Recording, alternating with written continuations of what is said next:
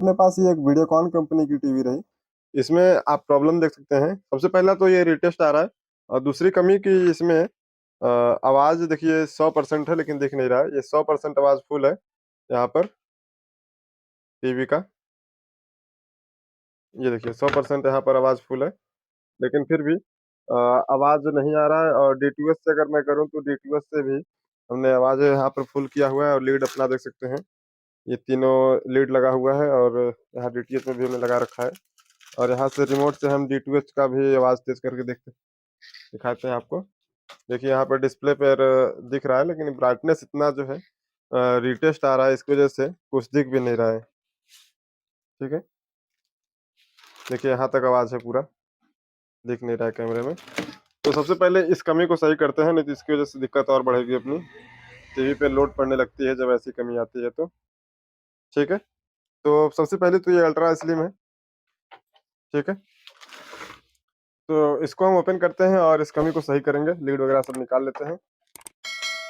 तो यहाँ पर मैंने इस लीड को निकाल दिया, और इसको ओपन कर लेते हैं फटाफट से।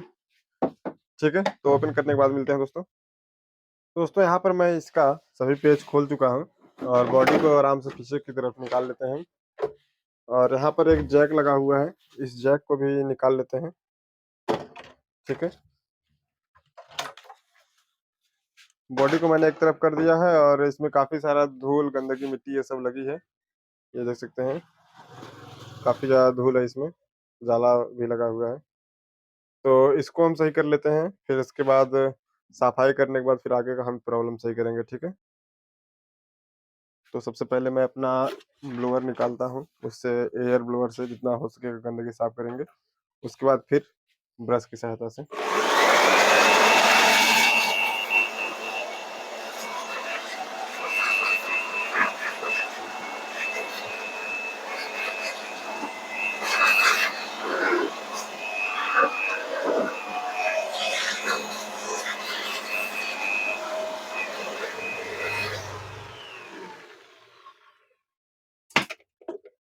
तो दोस्तों यहाँ पर काम भर का कुछ दिखने लायक सफाई तो हुई है, बट अभी थोड़ा सा ब्रश से हम कर देंगे तो बिल्कुल अच्छी तरह से साफ हो जाएगा। और ये रीटेस्ट वाली समस्या सबसे पहले आई सही करते हैं, और उसके बाद फिर आवाज की। तो यहाँ पर मैं पावर लगाता हूँ टीवी में। टीवी में पावर लग गया है, ऑडियो वीडियो का लीड भी लगा देते हैं। ये हो गया। टीवी को ऑन करना पड़ेगा, ऑन करते हैं रिमोट से। टीवी ऑन हो गई है। ऑन करने के बाद ये भी करते हैं, क्योंकि अभी तो सही चल रहा है पिक्चर।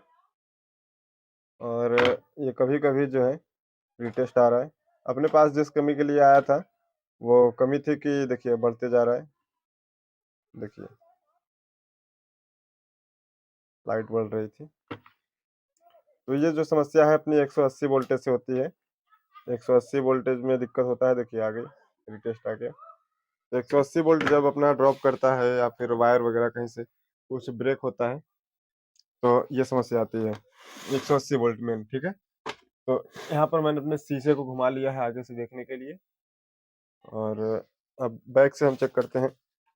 सबसे पहले तो ये अपना मीटर रहा, इसको ग्राउंडिंग कर देते हैं कहीं पर। मान लीजिए पिक्चर ट्यूब में यहाँ पर ग्राउंडिंग कर रहे हैं। ठीक है, ये यहाँ पर ग्राउंडिंग हो गई।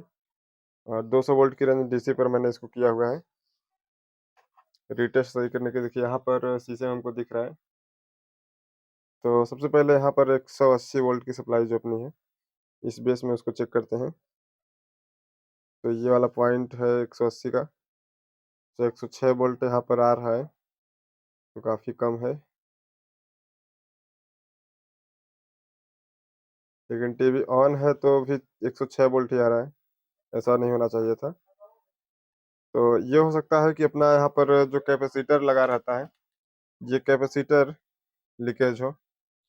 यहाँ पर ये जो कैपेसिटर होता है 106 वोल्ट ये आ रहा है। देखिए जरा सा मतलब ये दबाने पर देखिए सप्लाई बढ़ जा रही है। तो पीसीबी को पलट लेते हैं हम।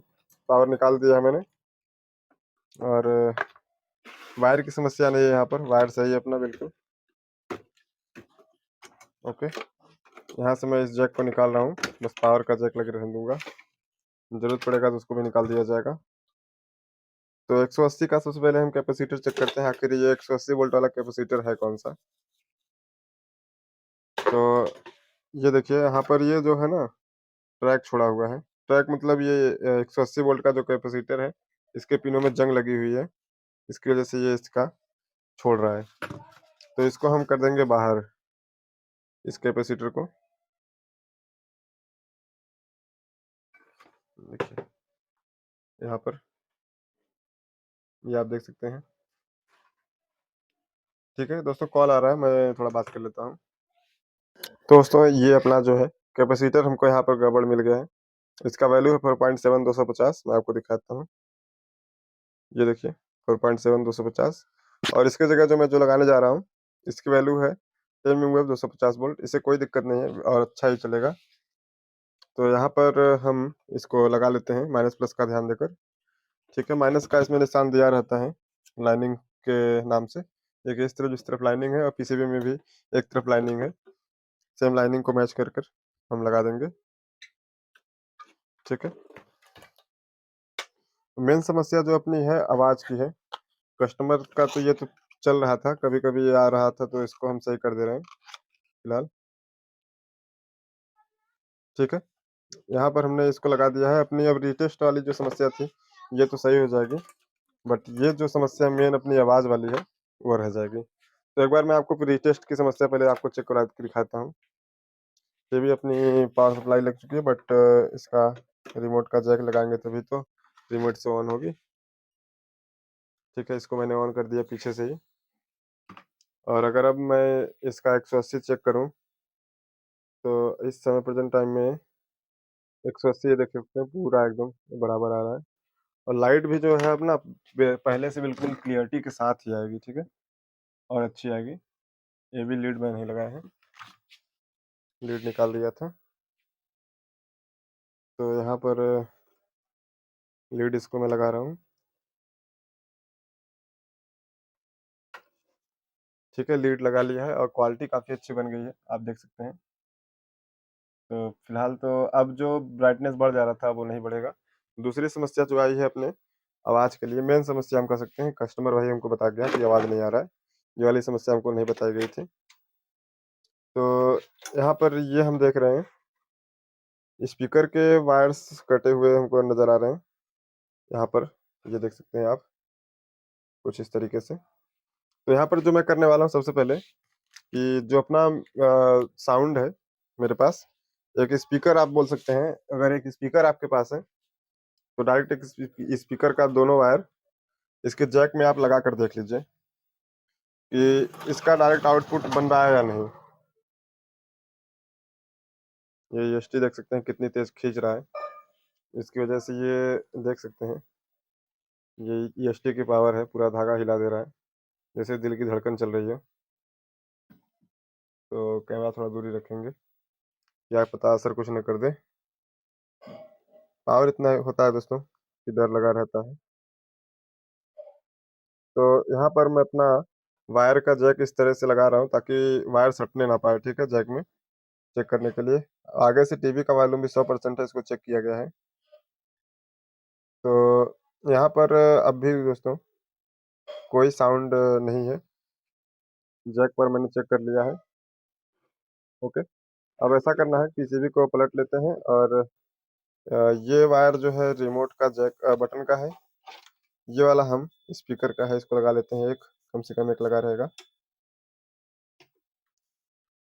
ठीक है, ये कटा रहा, मतलब ये सही वाला है, कटा नहीं है ये। तो इसको हमने यहाँ पर लगा लिया है और डायरेक्ट स्पीकर आईसी वाले जो है इसका ऑडियो आईसी, उस पर हम इसका सप्लाई चेक करेंगे। तो सप्लाई देखते हैं यहाँ पर कितना वोल्टेज आखिर बन रहा है। तो सबसे पहले यहाँ से चेक कर लेते हैं 17 वोल्ट। तो 15 वोल्ट की सप्लाई ओके है, और इधर से हमको नहीं मतलब है, ये सब सिस्टम की है। तो मेन यहाँ पर चेक करते हैं फिर कि यहाँ पे बन रहा है कि नहीं। तो ट्रैक मिला के हम देख सकते हैं। फिलहाल हम पॉइंट पे चेक कर लेते हैं, एक एक आईसी पिन पर, किसी पिन पर हमको मिलना चाहिए।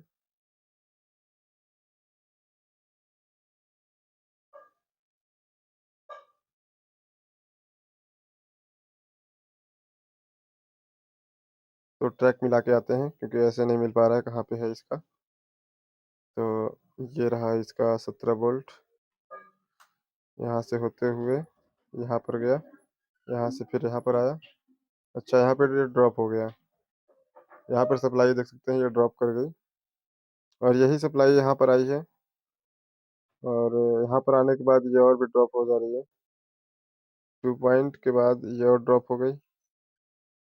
तो देखते हैं कि ये आईसी शॉर्ट है कि इसका और कुछ शॉर्ट है, ठीक है? तो चेक करते हैं थोड़ा-सा पावर निकाल के, ठीक है? सो दोस्तों आइए अब हम अपने को इसको चेक करते हैं सप्लाई को। तो सप्लाई हमने यहाँ पर मिलाया था, ये 17 वोल्ट की सप्लाई है जो साउंड आईसी को जा रही है। तो यहाँ तक तो सप्लाई इतनी बन रही थी, इसके बाद सप्लाई ड्रॉप होना शुरू हो गई थी, ठीक है? यहाँ तक आते-आते 2 वोल्ट भी नहीं थी यहाँ पर, ठीक है? तो यहाँ पर 2 वोल्ट हमको मिल रही थी। तो सबसे पहले तो ये कैपेसिटर है और इसके आगे का ये रेजिस्टेंस होगा, इसको चेक करते हैं। चार्ज तो नहीं है यार, इसको चेक करते हैं पहले। ये माइनस में रीडिंग दिखा रहा है हमको, इधर बिल्कुल नहीं है। और इस कैपेसिटर पे चेक करते हैं कहीं शॉर्टिंग तो नहीं है। माइनस में रीडिंग आ रही है मतलब कैपेसिटर चार्ज है। प्लस में इधर से माइनस में जाएगी, माइनस में जाके फिर प्लस में हो रही है, मतलब कैपेसिटर सही है, शॉर्टिंग भी नहीं है। ये यहाँ पर जंपर लगा है, देखते हैं ये जंपर है या कुछ और है, एक बार पीसीबी को पलट के देखते हैं। और इस पावर वाले जैक को निकालते हैं क्योंकि पीसीबी को देखने में दिक्कत हो रही है। तो यहाँ पर मैं इसको निकाल दे रहा हूँ और अपनी ये समस्या हमको कुछ-कुछ समझ में आ चुकी है।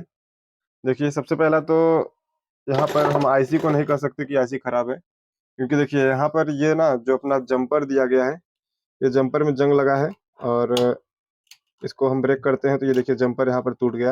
आपको दिख रहा है या नहीं? मैं आपको और करीब से दिखाने का प्रयास करता हूँ, थोड़ा-सा नीचे से। देखिए, मैंने थोड़ा-सा जब इसको जोड़ दिया तो ये अपना जंपर टूट गया यहाँ पर, ये लोहा, ठीक है? लोहे का जंपर था, ये टूट गया और कौन-सा रेजिस्टेंस था हम देख लेते हैं। उस रेजिस्टेंस के थ्रू अपना देखिए सप्लाई नहीं जा रहा था, तो ये देखिए यहाँ पर क्या निकला है, रेजिस्टेंस भी टूटा हुआ निकला। तो इतना पहले हम सही करते हैं, जो ये रेजिस्टेंस अपना ब्रेक मिला है इसको हम सही से जोड़ेंगे और ये जो जंपर हमको यहाँ पे टूटा मिला है इसको भी सही करेंगे, ठीक है?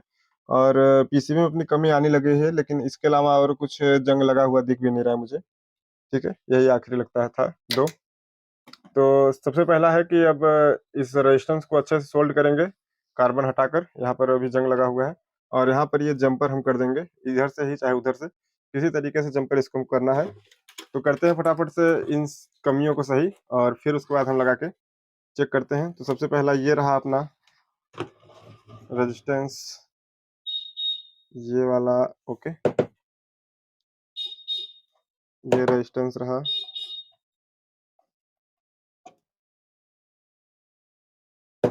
ठीक है, ये रेजिस्टेंस है 4.7 ओम्स का और इस तरफ जंग लगा हुआ है, बिल्कुल कैमरे में नहीं दिख पा रहा है। तो ये जंग लगा हुआ था, इसको हम अच्छी तरह साफ करते हैं पहले। इसी रेजिस्टेंस को साफ कर लेंगे कार्बन इसका, तभी तो ये सोल्डिंग पकड़ेगा, नहीं तो पकड़ेगा नहीं, परेशानी ऊपर से होगी।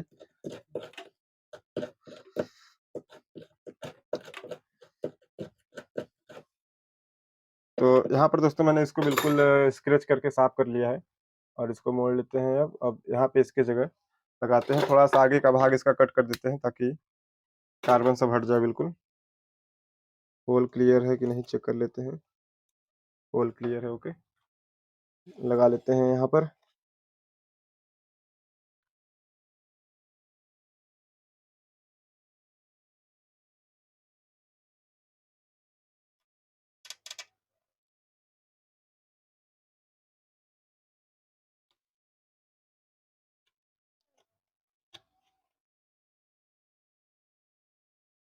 तो इसको सोल्ड कर लेते हैं, रेजिस्टेंस लग गया है अपना।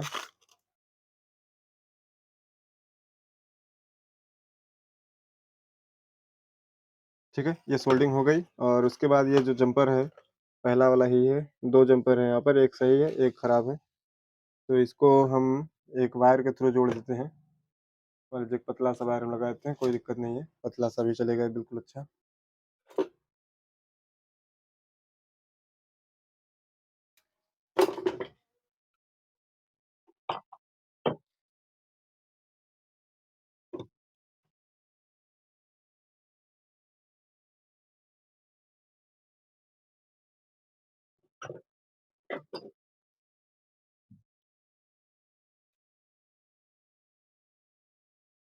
पीसीबी दोस्तों एक तरफ से उठी हुई है इस तरह, इसलिए आपको साफ नहीं दिख रहा होगा। लेकिन कोशिश करते रहें कि आपको साफ बिल्कुल दिखे। तो ऊपर का जो जंपर था हम इसको पीछे साइड से जंपर कर रहे हैं।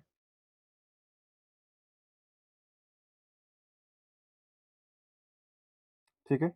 अब एक बार हम टीवी को पावर देकर चेक कर लेते हैं कि यहाँ पर 17 वोल्ट की जो सप्लाई अपनी है, 15-17 जो भी हो, उसको हम एक बार चेक कर लें कि यहाँ पर पूरी पूरी बन रही है या नहीं। एक बार कंटिन्यूटी भी चेक कर लेते हैं कि यहाँ पर रीडिंग आ गई कि नहीं। मीटर का वायर टूट गया दोस्तों, ये फ्रंट मतलब इसका फ्रॉड, इसको भी सही करते हैं। मान लीजिए चेक करने के लिए ऐसे ही चेक कर लेते हैं, यहाँ से यहाँ तक पूरा। तो बिल्कुल रीडिंग आ गई है बीप की। और एक बार हम सप्लाई लगा के चेक कर लेते हैं कि यहाँ पर सप्लाई इतनी बन रही है या नहीं। तो हमको मीटर का वायर जोड़ना पड़ेगा। फिलहाल अभी मैं वैसे ही चेक कर ले रहा हूँ।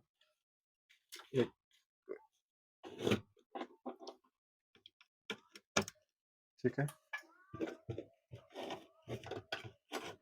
ये लगा दिया मैंने वायर को पावर में, पावर लगा दिया है मैंने।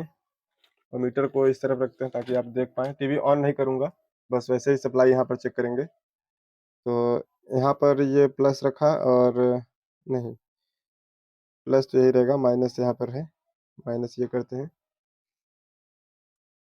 माइनस एक जगह मैं पकड़ लेता हूँ, उल्टा ही रहेगा। मान लीजिए ये पकड़ लिया मैंने माइनस को हाथ से।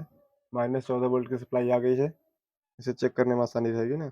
-14 वोल्ट, ये आ गया यहाँ पर 14 वोल्ट अपना। और आईसी पर देख सकते हैं अपना -14 वोल्ट आ चुका है। तो इसका मतलब अब जो है अपनी आवाज़ आ जानी चाहिए टीवी की। तो पीसीबी पलट लेते हैं।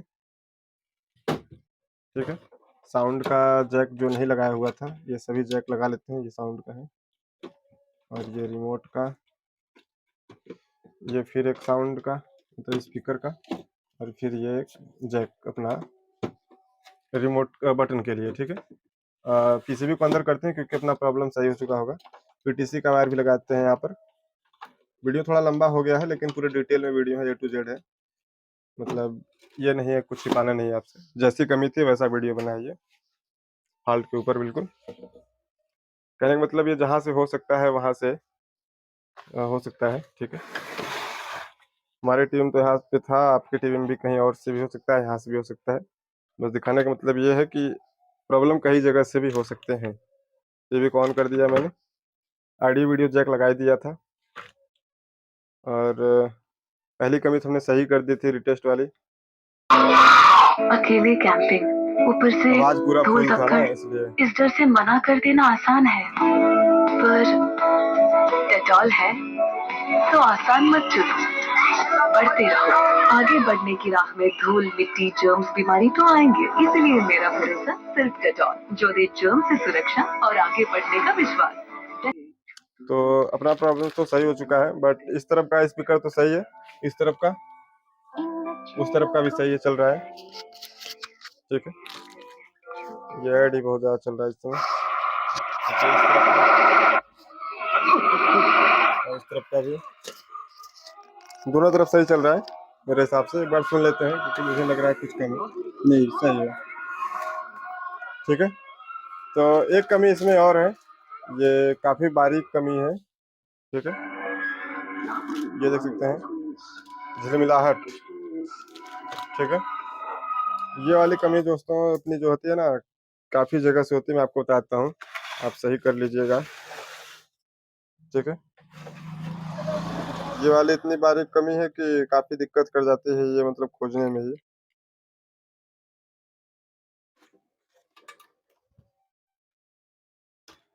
यहाँ पर देखिए एक कमी और मिल गई, मतलब इसमें ना जंग लग गया है बिल्कुल। मैं आपको दिखाता हूँ, अभी मैंने ज़रा सा एक रेजिस्टेंस को टच किया, ये फिर टूट गया देखिए, ये वाला रेजिस्टेंस, ये ऑन कराने के लिए, ये देखिए, टूट के ऊपर टहल रहा है।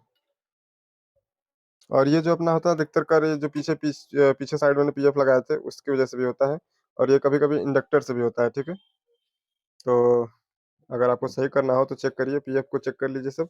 चेक क्या करना है, सीधे नया डालना पड़ेगा, चेक नहीं हो पाता ये। मतलब चेक करने में थोड़ा बहुत भी अगर फ़र्क रहता है तो काफ़ी दिक्कत करता है ये। ठीक है, मैं अपना ये काम करके इसको पैक कर लेता हूँ। बाकी हम मिलेंगे नए वीडियो में कुछ और नई जानकारी के साथ, ठीक है? Thanks for watching.